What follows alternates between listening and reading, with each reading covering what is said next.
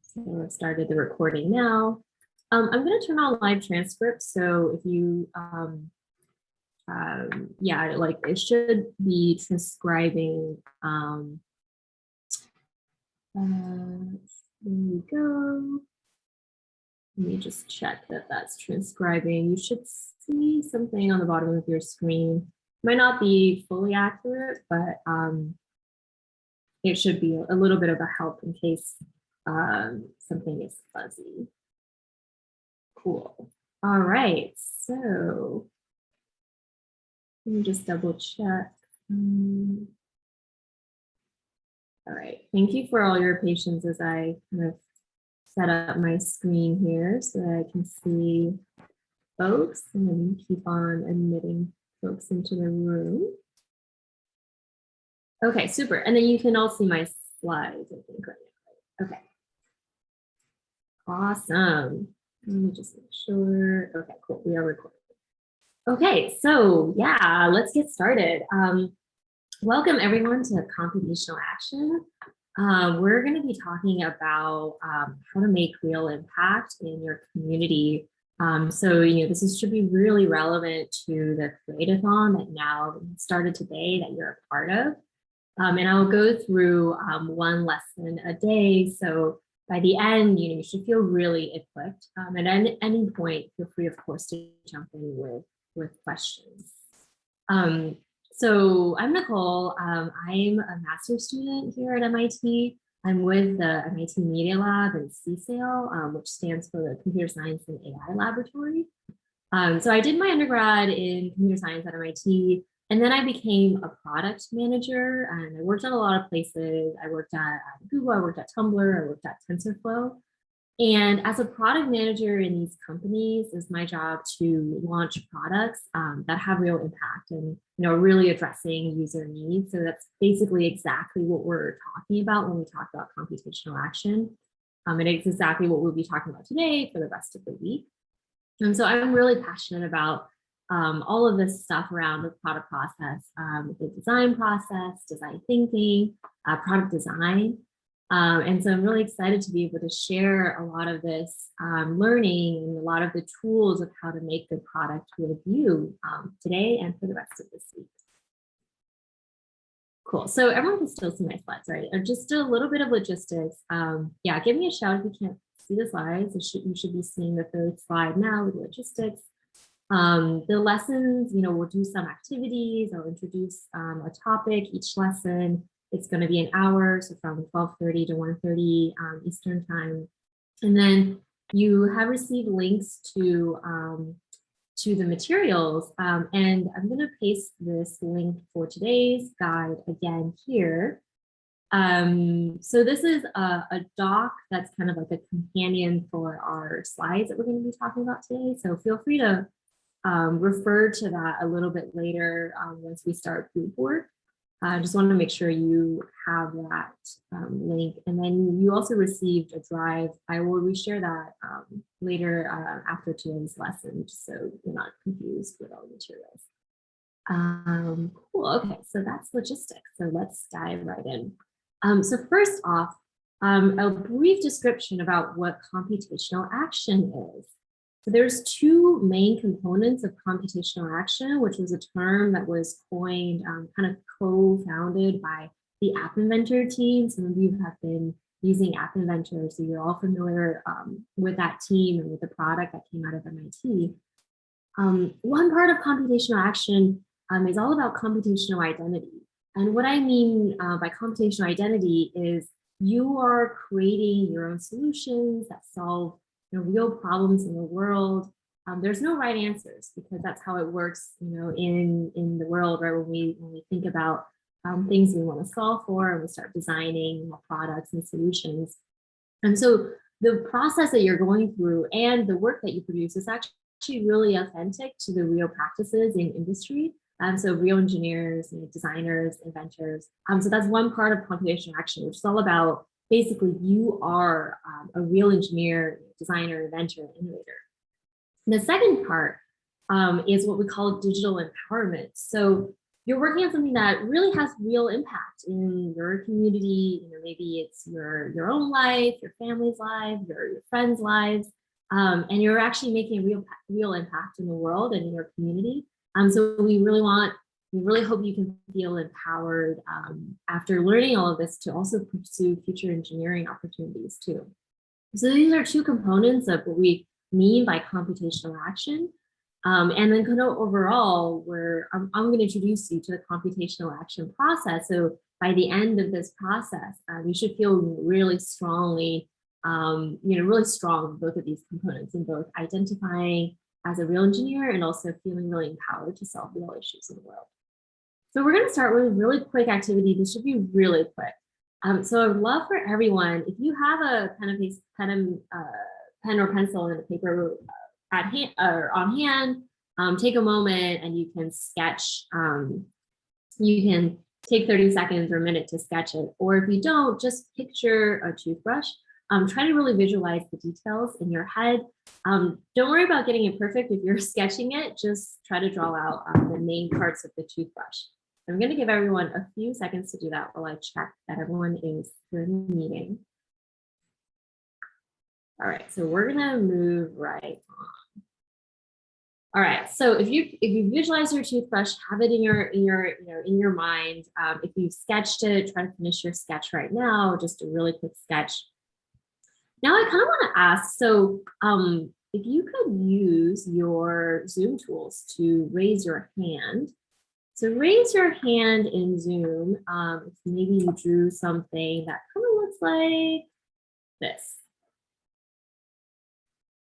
Anyone sort of? Okay, so a few raised hands. Okay, cool. So what about, okay, great, awesome. Yeah, thank you so much. You can close the raise hand feature. Did anyone draw something that looked a bit more like this? Any hands raised? Okay. Some hands here. Okay, awesome. And then did anyone picture or draw something that looked more like this?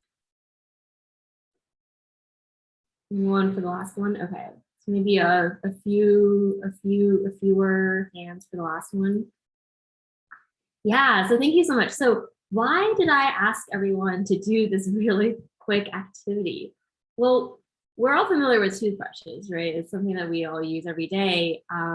But you might not be aware until this activity of how different toothbrushes could actually look. So even between the first and second groups, you can see, there's kind of a softer grip, some curves to the handle, right? Like some curves to the bristles, maybe softer bristles. And then of course, electric toothbrushes, right? Kind of a whole different product altogether. But even from just looking at these photos on your screen, you can see they mostly have the same shape, right? There's a long handle for the most part, and a toothbrush head with bristles or a brush for that's the design. So why did I ask everyone to think about toothbrushes? Well, this is at the core of computational action, at the core of the product process is the key question: what is the problem? So with toothbrushes, what is the problem that toothbrushes are addressing? You probably all know, right? It's for keeping teeth clean, for keeping your gums clean. But as we just saw, the solution could come in all sorts of shapes and sizes in terms of the details, but they all share the same design for solving the problem, which is the brush for cleaning teeth and gums. And the reason why this question, what is a problem, is so important is because it's really at the core of making impactful product. So you kind of can think about it this way, right? Without these questions, what's the problem? Like, what are the issues that are affecting people in my community, or what are the problems that I can see that's not working, that, this is something that's not working, maybe it should be changed. Without these core questions, you're not going to be able to think or, to create a solution that has real impact, right? This kind of makes sense. We're thinking about, problems that need addressing, and then ideating, designing, and then implementing our solution. So The product process basically always goes from problem finding, which is what we'll talk about today, defining the problem, and onwards through understanding the problem, design, and then implementing with a team, and then shipping or launching a product. And this is the computational action process. In industry, this is often also called the product process or the product development process, product and design process. You might hear all these different terms, but real engineers and real engineering teams in all tech companies follow this basic process. And you can see it is a cycle, and we will talk a lot about what that means. Basically, in a nutshell, people are always doing this again and again. This is what we mean by iterative product development, because you don't just come up with a perfect solution the first try. Usually, you gather more information and you kind of go through this cycle again, or you go through parts of the cycle again. So, talking about defining the problem, we can't talk about the problem. Just think about the toothbrush example, right? We can't talk about the problem of, okay, we need what is the way to help keep teeth and gums clean without talking about the people. So the people are the users when we talk about it in the terms of computational action or product. And really the key question that's tied to what is the problem is, who are the people affected and what are their issues, right? How can we solve their issues? Like, what are their problems? What are the people, the users' problems? And here I want to introduce you also to something that's very closely tied to all of computational action, which is kind of a concept that more broadly sometimes we refer to design thinking, or I mentioned earlier, the design and product process. And you can see here, it's a very similar cycle. It looks a little different in terms of how it's laid out here. But as we just looked at in the circular diagram, it kind of begins with understanding the problem. And you can see the first term here is called empathize. So does anyone here know what empathize means? Does someone shout out or write in your chat how you understand empathize, like what you understand that term to mean? Yeah, go ahead, Chloe. So like empathy is putting yourself in the shoes of another person and kind of thinking about things from their perspective. Yeah, awesome answer. Yeah, that's exactly right. So empathy, like you said, Chloe, is putting yourself in someone else's shoes. Yeah. Sorry, I'm not sure if I'm pronouncing your name right. Do you wanna go? Can you let me know how to pronounce your name? My name's Yabasra. Basra. And empathy, as I would define it, is being able to look at the situation from somebody else's circumstances, but like understanding that no matter how much you might try to understand their issue, since you're not in their shoes, you may never truly know how they feel or how that would push them to react a certain way. Yeah, thank you so much, Yabasra. Yeah, that's a great item that you mentioned. So Chloe mentioned, empathy is like trying to walk in someone else's shoes to understand their experience, right? But Yabasra mentioned it might be really hard. You might not be able to fully grasp all of the nuances of someone else's experience because it's not your own. So actually that brings up a really critical point about how, as we're innovators, inventors, you have all these awesome ideas for things you want to create to help people in the world. How do we grapple with the issue that, if you don't experience this problem yourself, how can you make sure you are creating something that's truly helpful for someone else? So we'll actually get into that a lot tomorrow when we talk about user research, but I will touch on it today. And I will describe a little bit of it, the kind of gist that I want to maybe sprinkle to you right now so you can start thinking about it, is there are some tools we can employ as designers, engineers, product people to really try to chip away at that issue. So there's specific types of questions and a type of process or a way to do user research that can help you more effectively try to understand your users' issues in a empathetic and curious way. But it is really true that you might not be able to understand fully someone else's experience because you're not living their lives. But with empathy, we try to get to the best we can do. And so it's really important to continue to remember to be empathetic as you go through the product process. And I will teach you some ways, some specific skills to employ so that you're always being curious and always thinking about other people's problems. So like we just discussed, right? So people are at the core of defining a problem.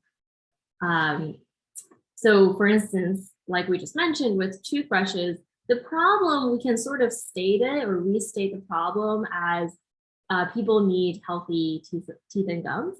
And then if you kind of think about it, another way, maybe of a bit more specific way of stating this problem is people need a way to clean their teeth and gums in order to keep them healthy, right? There's a kind of subtle difference between the two. Need healthy, clean gums is the general problem, but if you kind of state it in a way of what do they need a way to clean teeth and gums, that helps us think about what is the product we can create to actually address that problem. So this is, of course, kind of a very simple rudimentary example with toothbrushes, but I hope that this kind of simple way of thinking about how to state the problem in terms of user needs, and then also transform the problem definition into thinking about what can you create to address that need will help you as you embark on your create-a-thon and choose a theme and think about what you want to work on. So let's do a quick check-in. I'm going to launch a quick poll, so everyone should see a poll come up. This is just about what's the pace? Are we feeling good? Do we need some more time? Okay, cool. Looks like most people feel like this is an okay pace. Some of you already know this. That's awesome. I hope it's not too much of a repeat. But to be honest, just a quick part about that.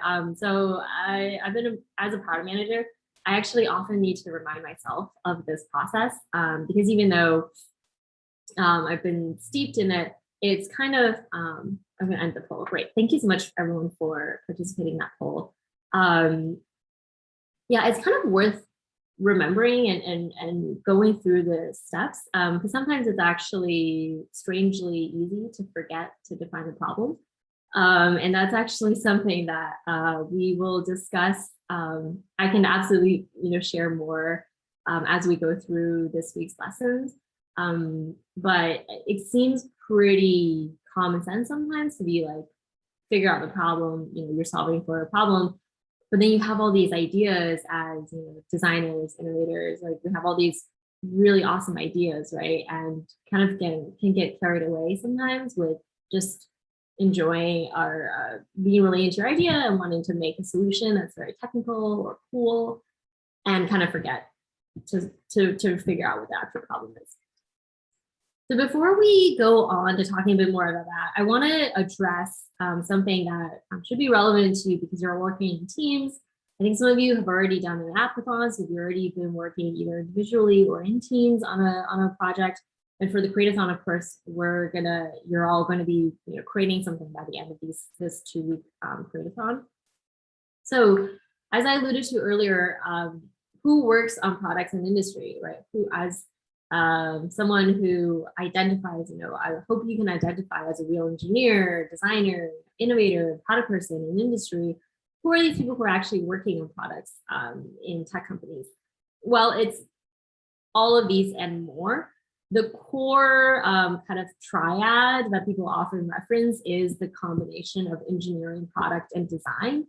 And the reason why these are the 3 core teams that people refer to is that they are really crucial oftentimes in making great product, right? You need engineering, as you well know, to implement and to code product and design together to both understand what the problem is, understand what users need, design what the product should be, and then product often comes in and carries out the product to launch or to shipping it out to users to use in real world and in real life.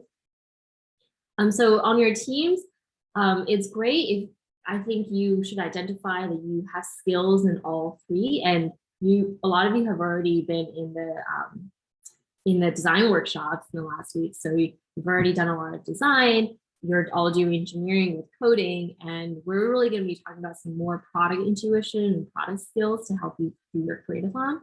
But really individually, I hope you feel like you're developing skills in all three areas. And it really is so crucial in industry when, as one person, no matter what your title might be, you might be an engineer, you might be a designer, you're a product person, and there's many other titles, maybe marketing or sales or biz dev or like lots of other roles. Knowing all three, knowing some key elements of all three components here on the screen will always help you go a really long way in making good product in general. So I really hope that computational action, all the lessons we're going through also help you, feel really strong and feel really confident in that too. All right, so we're going to go through a specific example in the next few moments and before we break out into starting teamwork. So I want to try to help you think about how to decide on the problem and how to actually, do this problem definition. As we already talked about, the answer is sort of by going through the computational action process. And I want to introduce you to some of the details of what I mean. So here are the concrete details. So number one, understanding problem, understanding users and stakeholders. The important questions here that you will want to know, inside and out is who is affected and what is their problem. What currently exists is also really useful because you want to think about what are products that exist in the world that people can already use, right? So what is the gap that exists that you can come in and fill? And that is called the value proposition of the product you are creating.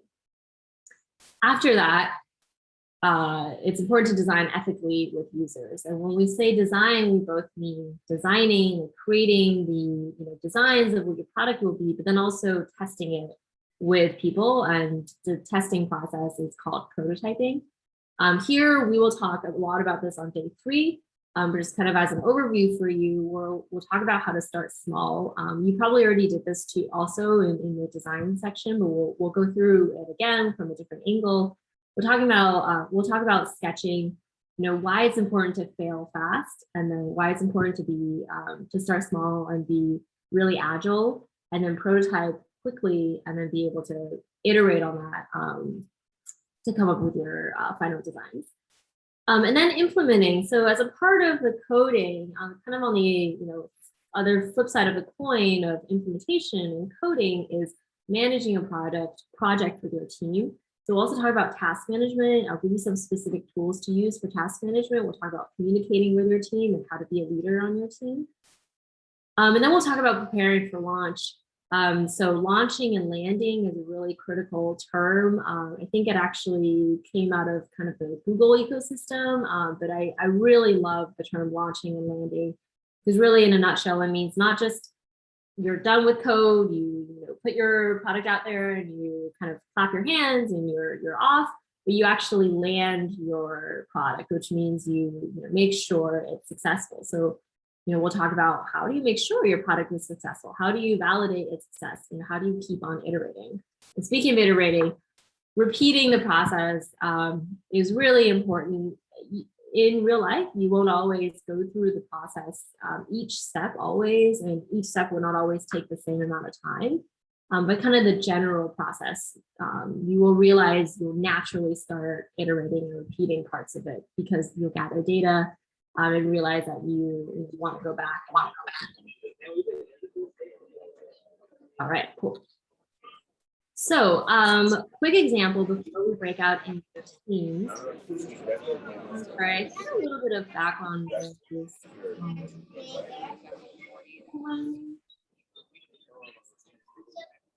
Does someone have a question, or is that accidental on mute?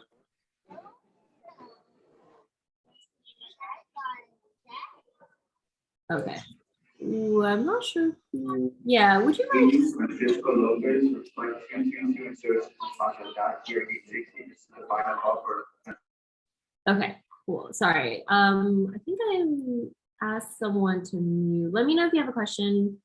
Yeah, feel free to shoot a question in chat anytime. If I'm going too fast or if you have any questions. Okay, cool. So we'll continue. So I'll do an example surrounding this kind of theme or topic of well-being and mental health for young people.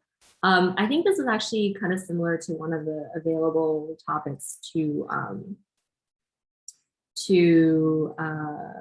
oh, sorry, I didn't notice there were some messages on chat. I just noticed it. Okay, cool. Yeah, sorry. Feel free to raise your hand if you maybe asked something and I didn't notice it was asked in chat. But I'll continue for now. So yeah, so in terms of this topic, I'm very passionate about mental health and well-being, especially for young people. So it's a slightly different kind of problem space than it is if you just say everybody. And I'll go through an example for this in particular.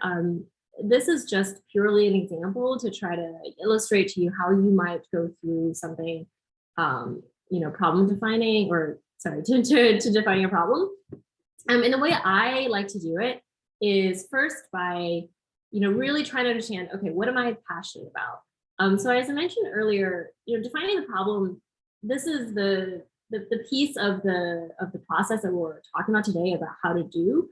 But before we even start in problem definition, I think it's always a good idea to actually be really interested in the space. So, try to interrogate yourself and ask yourself what you're interested in. That's why there are all these different themes available for the Create-a-thon. Hopefully there's something that really jumps out at you or you and your team, and you're all, really passionate, really interested in solving something in that space.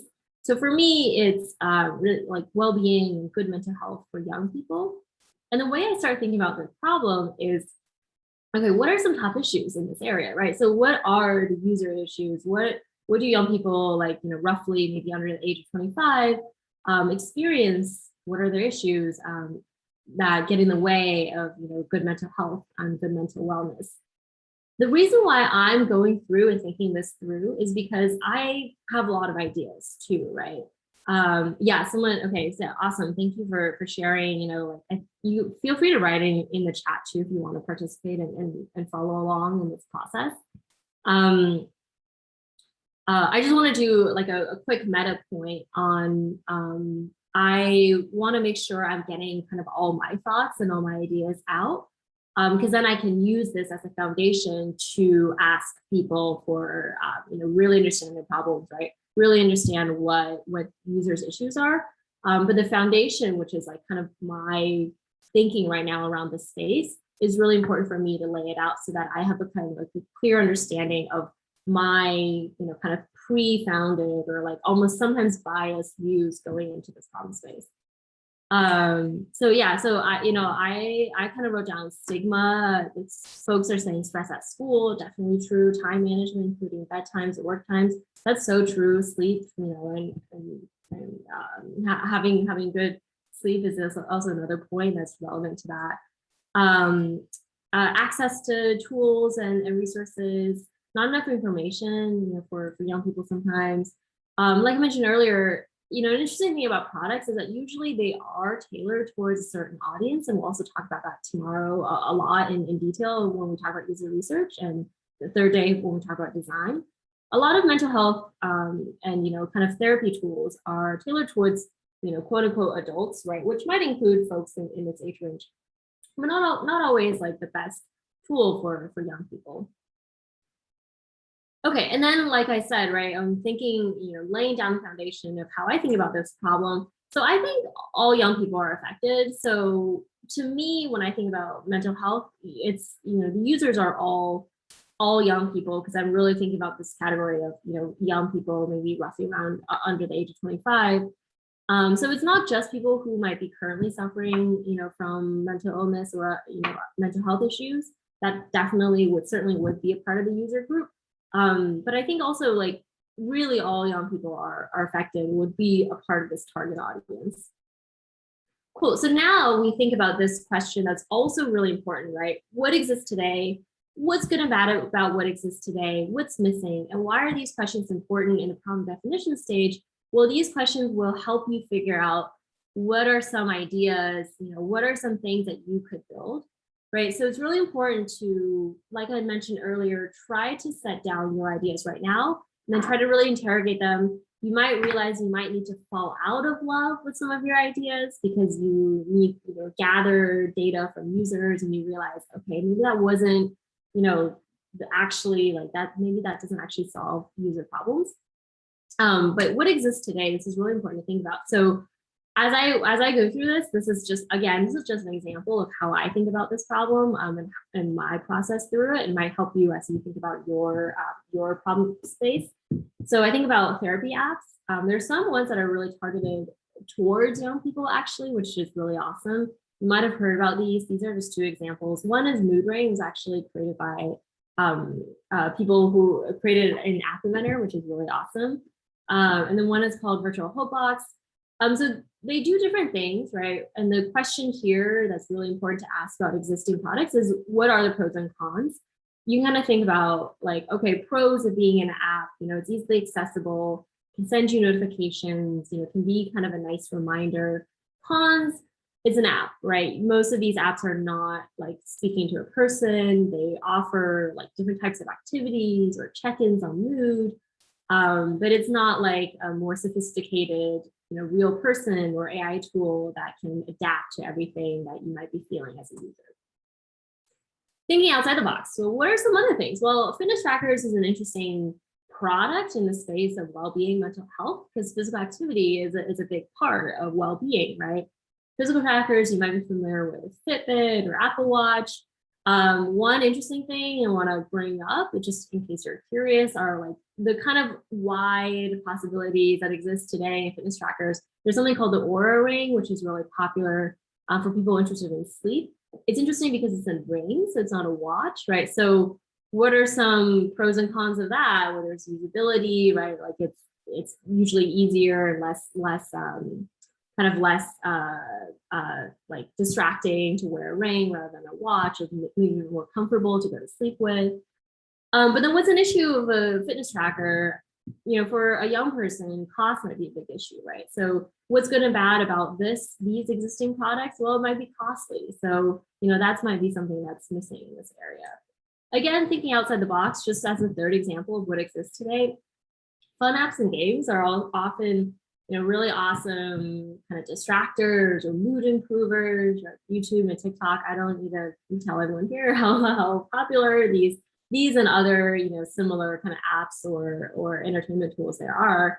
And I think there are some big pros of apps like this, but also like how good are they at improving well-being actually, right? What are the downsides of like this kind of endless stream of distraction on TikTok or endless stream of distraction on YouTube? These are the questions that I ask of these apps that I thought about, or these products that I came up with about what exists today. And this is kind of the general, like I mentioned earlier, this is what I go through when I lay the foundation down of what I know in this problem space, how I'm thinking already, like what are some of my preconceived notions, then that I can lay it out down, kind of be more like methodical about going through the process, and then be able to write the user research and really gather data from users after laying out my ideas. So quick check-in. I want to ask everyone if that makes sense. I'm gonna try to, okay, relaunch poll. I'm gonna try to relaunch this poll. Now would be a great time to ask questions because we're about to break out into brainstorming with your teams. If anyone has questions, yeah, please feel free to just shout out right now. You can also put it in the chat. I'm taking a look at the chat right now also. Cool, it looks like most people are saying looks good, let's continue, okay. any questions right now that anyone, okay. Yeah, feel free to raise your hand so I can see. Awesome. Okay, great. I'm glad these check-ins are good. Cool. Oh, yep. Yeah, Nikki, go ahead. So my question's a little bit with the market research. So I noticed that you didn't like sample down on what exactly with mental health you wanted to do, but you did your market research for competitors was kind of really broad. When we're doing it, if we have something that we're looking specifically at, should we still have a relatively broad market research that relates to the theme, or should we focus on products similar to what we're trying to create? Yeah, that's a really good question. So my suggestion is try to do, I guess what's most helpful for you to answer the key question about which is, worth repeating, right? What is the problem that users are facing and what exists today?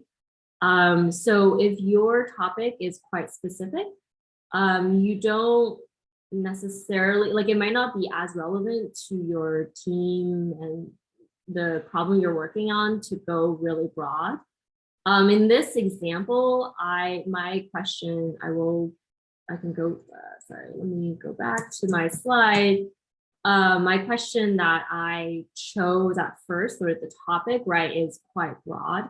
And as you can see in the Creatorthon themes, these are quite broad themes. So I try to do something similar where I chose a broad theme and then I laid out how I'm thinking about, so how I go from quite a broad theme and try to narrow it down to a specific issue. I think, Nikki, you point out a really great thing that I don't address explicitly in this slide, which is it is quite important to go down to a specific question. We'll actually talk about that in the next activity. So hopefully that should be helpful for you to get down to a specific question if you and your team don't have that yet. But once you get down to a specific question, yeah, you feel free to look at either existing, like you said, this market research of competing products or products that already exist that are quite specific.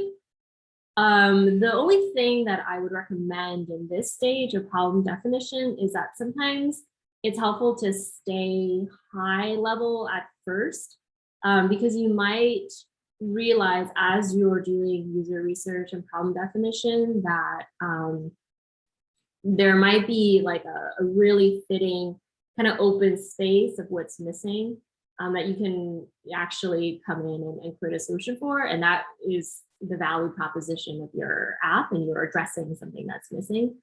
If that makes sense, right? So if you stay broader during problem definition and brainstorming, you might give yourself more opportunities to find areas that's missing, especially since you're working in teams. This is a great place to do like team brainstorming and to sort of stay broad at first. That being said, I definitely would suggest that after doing the brainstorming sessions today that we'll go into in the next few minutes, and then today, now that your Creatorthon is officially started, it's really good to end up with a specific question, a specific target audience, which is your users, because then you'll be able to solve and actually create a product that addresses that specific question. Does that help answer your question? Okay, cool. So, okay, so I will move on. Awesome. Okay, yeah, thanks so much for that question, Nikki. That was a really awesome question. So we'll talk about the activity that I just mentioned, brainstorming. So this is a tool. I'm going to give you some steps that should help you do something very similar to the example brainstorming that I laid out earlier in the slides. I kind of laid it out. You didn't really see me brainstorming live per se, but this is kind of a way to really like put all your ideas down and then get together with a team and then do what we call post-it note or sticky note brainstorming. So this is really awesome to do in person, but virtually we can also do it really well with a tool like Jamboard. Basically, it kind of gives you like a creative whiteboard shared space. So the steps to do this is to really kind of like what I did earlier, really take, roughly maybe 5 to 10 minutes, individually put down your ideas, and really don't, there's no need to, censor any of your ideas. And this is a place for you to really, put down kind of all your preconceived ideas. And what you can do with your team here, if you haven't decided on a theme yet, which you might not have because we started today, might be really good to take this time during this lesson, so kind of for the last 15 minutes.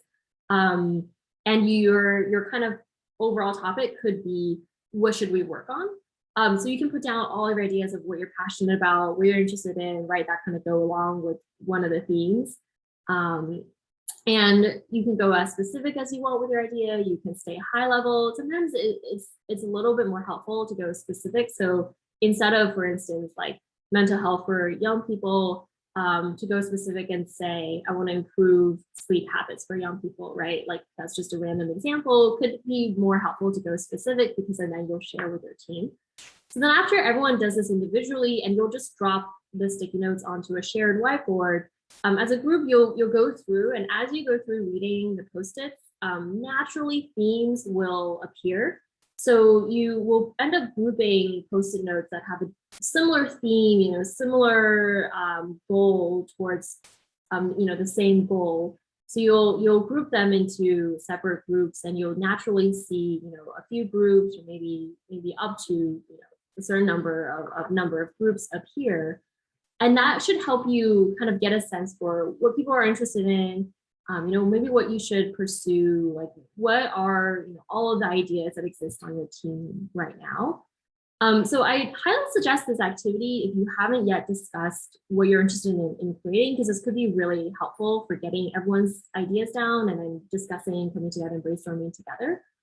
And then after this, you can always do this sticky note brainstorming again.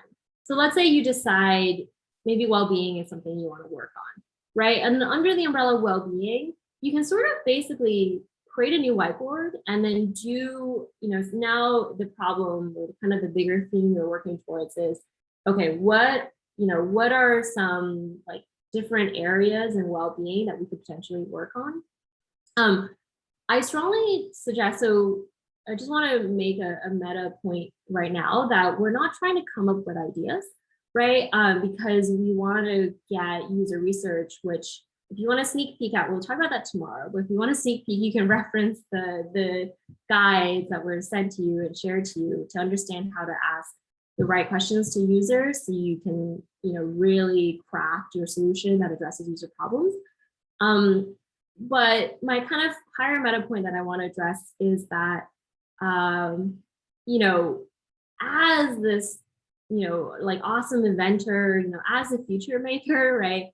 You have ideas and you have like the, innovative drive. You want to create something, right? So you don't want to throw out all of your ideas and throw out all of your drive and say, okay, I don't know anything. Like users should tell me everything. You should hold on absolutely to your strengths, which are, your like kind of your desire to create something awesome, like your passions, right? Like you probably have ideas for something you want to make. So don't throw that all out. But what I really recommend you do is write out your ideas and then be super open and empathetic, like we talked about earlier, to the information that users will give you in the space that you wanna create in. And that'll help you figure out, that'll help you create a product that's actually impactful. But hold on to what makes you awesome and what makes you a future maker, which is like all of your creative ideas, all of your awesome desire to do something impactful and do something creative in the world. So I hope that makes sense. I would love for everyone to do this activity. Feel free to ask any questions, raise your hand. So I have already pre-made some breakout rooms, and these are breakout rooms that are that correspond to the Create-a-thon teams that you're on. So I will open up the breakout rooms, and then I highly suggest you reference the guide. You can also reference this slide again to kind of go through these sticky note brainstorming steps. But if this all makes sense to you, I'd love for everyone to, yeah, go into your teams and kind of do this activity. Get your hands wet, you know, like let me know if you run into any issues or if you have any questions about how to do this or any other, you know, specific parts about problem definition. So I'll open up the breakout rooms then. If you have any questions, yeah, definitely feel free to, well, please raise your hand or write it in the chat. And then you should be able to let me know. I think you should be able to go select a breakout room. If not, then I will make a change. It might be a Zoom setting. Is anyone able to select a breakout room to join, or do you not know your team members?